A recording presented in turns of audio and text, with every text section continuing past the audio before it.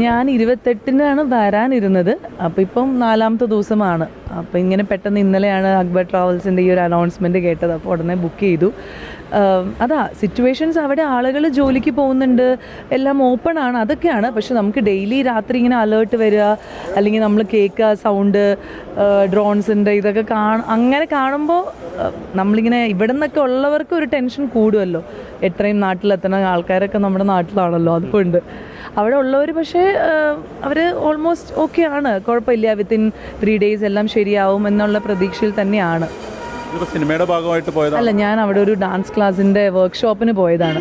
അപ്പോൾ ഒറ്റ ദിവസത്തെ പ്രോഗ്രാം ആയിരുന്നു. അപ്പോൾ അതുകൊണ്ട് ഞാൻ പെട്ടെന്ന് പോയിട്ട് പെട്ടെന്ന് വരാമെന്ന് വിചാരിച്ചാണ് ഇങ്ങനെ സ്റ്റക്കായത്.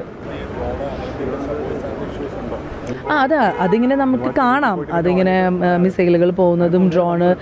പക്ഷേ അവർ UAE ഗവൺമെൻറ് ഭയങ്കരമായിട്ട് ആളുകളെ സപ്പോർട്ട് ചെയ്യുന്നതുകൊണ്ട് ആരും അങ്ങനെ പാനിക്കായിട്ടില്ല ഇതുവരെ. എല്ലാവരും ഓക്കെ, കുഴപ്പമുണ്ടാവില്ല എന്നുള്ള രീതിയിലാണ് അവിടുത്തെ ഗവൺമെൻറ് കൊടുക്കുന്ന ഒരു ഉറപ്പ്.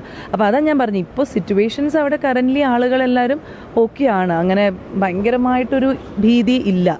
പക്ഷേ നമ്മളെപ്പോലെ സ്റ്റക്കായി നിൽക്കുന്നവർ, ഹോട്ടൽസിലും എയർപോർട്ടിലൊക്കെ സ്റ്റക്കായി നിൽക്കുന്നവർക്ക് ഒരു മാർഗം ഈ ഒരു ഫുജേറ എന്നുള്ളൊരു സ്പെഷ്യൽ ഫ്ലൈറ്റ് വന്നതുകൊണ്ട് അത് നന്നായി. കുറേ ആളുകൾ ഇനിയും എയർപോർട്ടിൽ സ്റ്റക്കായിട്ടുണ്ട്.